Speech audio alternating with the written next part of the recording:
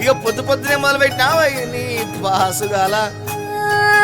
కోలోన పల్లె కోడి కూతల్లే ఒల్లిరుసుకుందే కోడెలాగల్లే యాప పుల్లల షేదు నమిలిందే రామ రామ రామ రామ తలకు పోసుకుందే నా నేల తల్లే అలికి పూసుకుందే ముగ్గు సుక్కల్లే సద్ది ముటల్లే సగబెట్టుకుందే బాయి గిర్కన పల్లె